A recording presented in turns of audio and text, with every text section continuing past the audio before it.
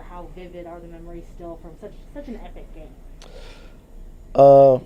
There's so many memories of the game. Walking out to coach the Final Four in gym shoes was a little weird to an empty arena. But there's just so many things. Look, Mark and I, fortunately, through a turn of events with our multi-team event, both of us we're going to be in New York. So it didn't go as the contract had stated, so we were able to make this happen. And there was a lot of work, months of work that went into making this happen.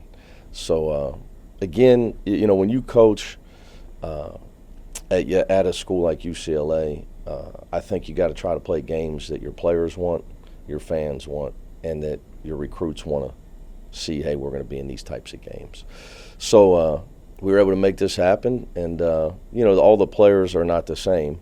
Obviously, we're not going to have Cody. They got guys running around the NBA now, but it should be fun. I'll give you guys a side note. People don't know this one. So Mark and I have played twice. He's got me both times in overtime.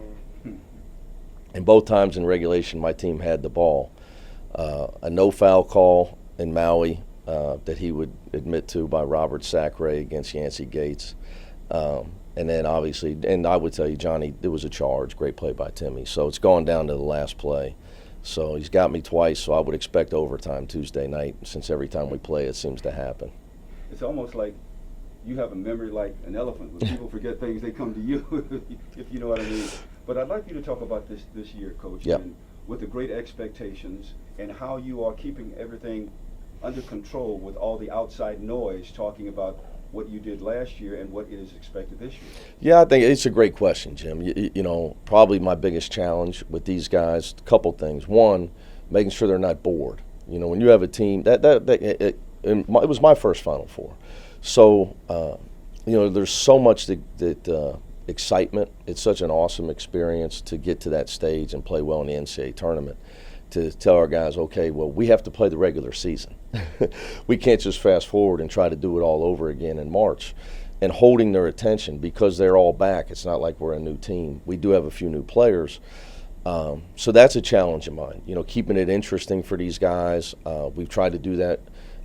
We're not the same team. We're a much faster-paced offensive team. We're a deeper team with Miles Johnson and Peyton Watson. And then as you talk, alluding to the noise, well, the noise is always there. Nowadays in sports, everybody, if you win 2 in a row, you're on a roll. If you lose 2 in a row, you're on the hot seat. Experience tells you that, peaks and valleys are for fans and the media. And, getting better, development, and calm and hard workers for coaches and teams.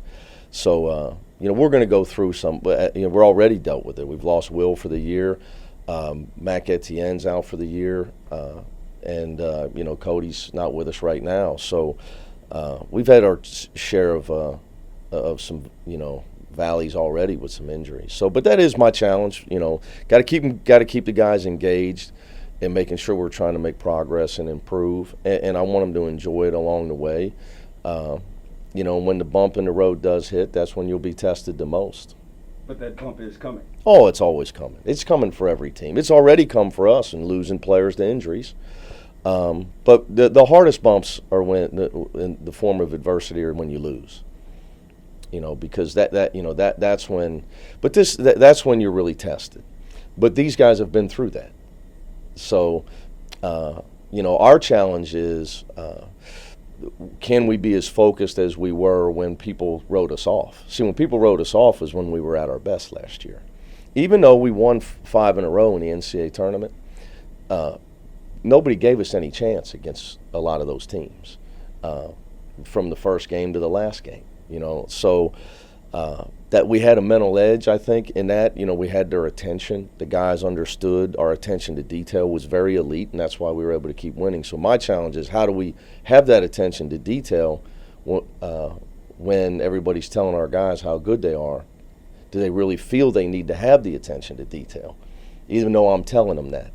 So that's the hard part of coaching right there. We'll see, but that's why you schedule Villanova. we can see that we're not a well-oiled juggernaut yet. They took us to overtime, and although they're a great team, but it was a home game. We could have played a lot better. So, and then you get into an event like this with a Gonzaga. Marquette's already. We're on the road against Marquette. They've already beaten. Who they beat at home? Who'd they beat at home? Illinois. They beat Illinois at home. They won yesterday. I saw.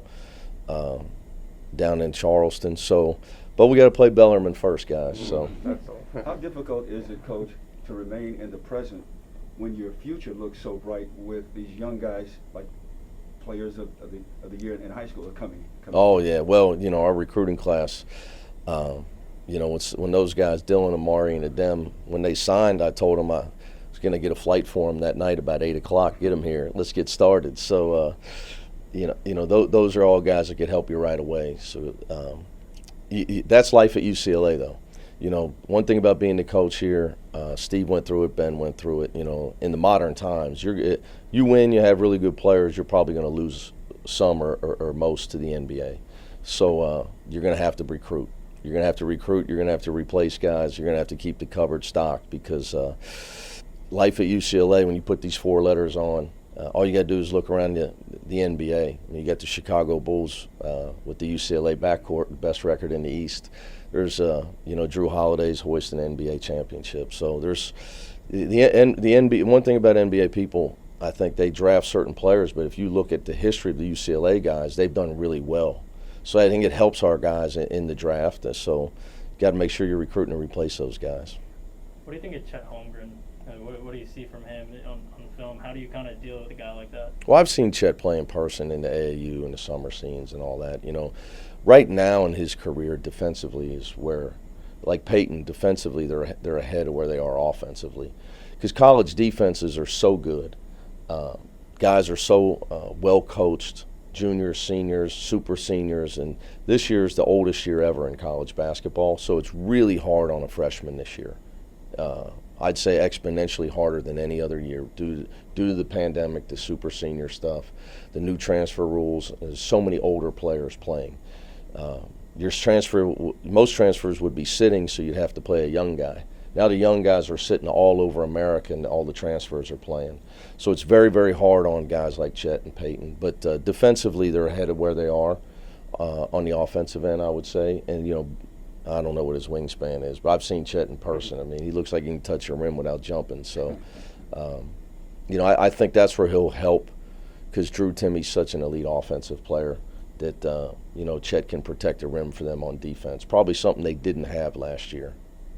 Coach, you've been critical of the defense, but looking at the film from the last game, and maybe in practice, what has gotten better? What is something that you can maybe look at and say, okay, that's going to be that'll be good in maybe a few weeks, a couple more practices? Well, I think it's an adjustment for us. Even though Miles can block shots, we've only played 3 minutes of basketball without Cody, and he's been an anchor for us for a long time. He allows us to do different things with our defensive rotations that we can't do with Miles. So we've had to kind of change a little bit of who we are when Miles is in there. So that's an adjustment for us. But I'm never happy with the defense. By now you're used to me, Mike, right? I mean, I'm never happy with our defense. So, and another part of it is, for me, it's that, we're trying to play. We are playing much faster, because we have the talent to do it, and it behooves us to play much faster. But you're not going to be able to sit there and grind teams down and hold a team to 45 points. With us, it's almost, Villanova held us to 67, and I wasn't happy with that. I think we're a team like that we should be able to get 80 or more every game.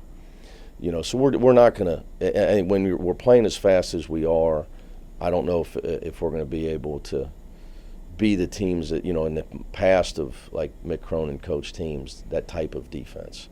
But it's all points per possession more than total points. It's just you can't give up layups.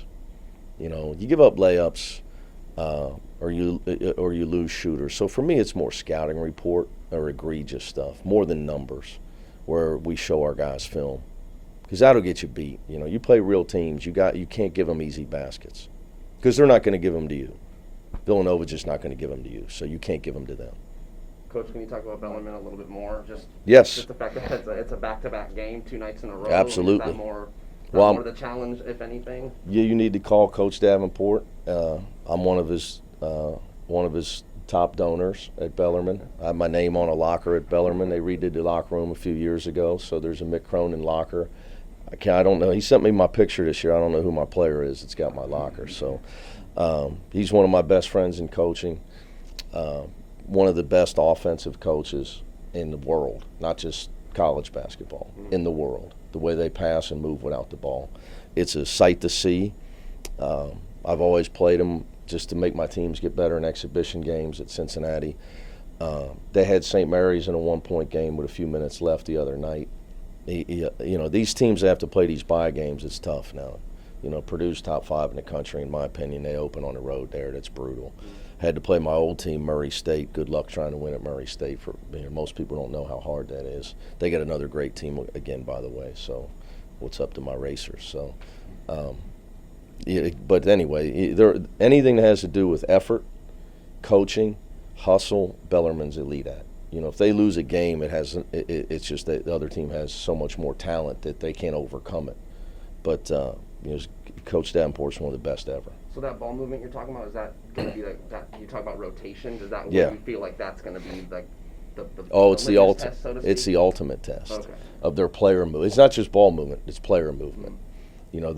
What they do is they press you on offense.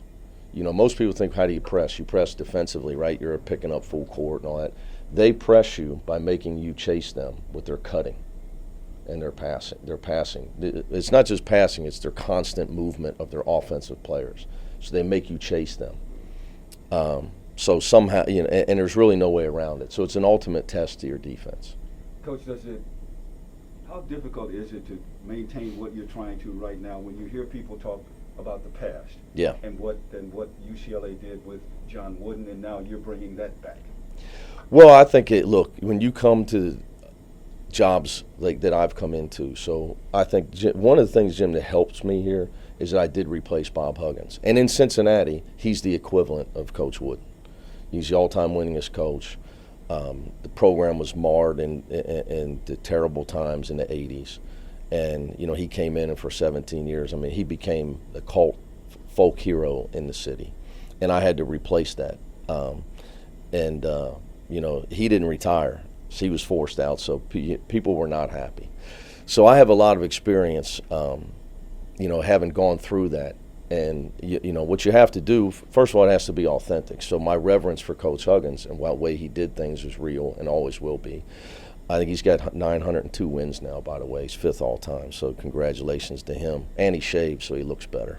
But, my reverence for Coach Wooden is real. It's authentic and what he accomplished here. So for me, any reference to our glory days is like, it just reminds me of what a cool job I have to be here. I don't look at it like, it's a burden, because it's just not realistic. Those days are over. We've only had one back-to-back champion in 50 years, since UCLA, I think, right? Florida. So it's those days are over. But I think the days that are back, hopefully, are UCLA. Among the elite basketball programs in the country, and that's that's what I'm here for.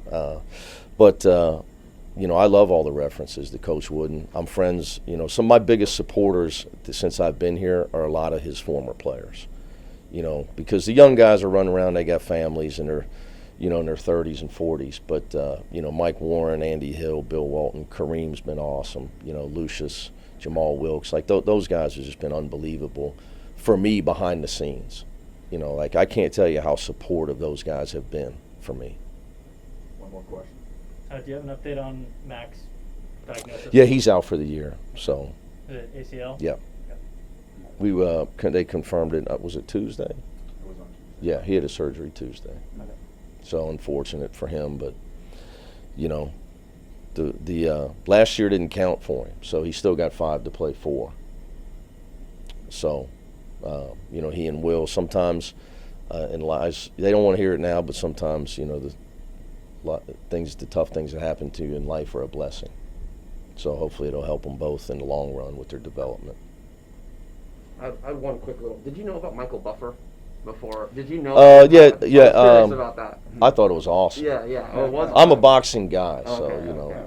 there's very few good fights anymore. So I used to go to all the Pacquiao, Mayweather Okay. stuff. I So was just curious about yeah, I thought it was really cool. that. It was. Okay. Yeah. So, and I didn't know how they got him here. Does he live here? Can we know? No, that's Great job, fine for Art. me. Great job. Great job over there. Great job. Yeah. Yes, great job. Thanks, All right, guys. we're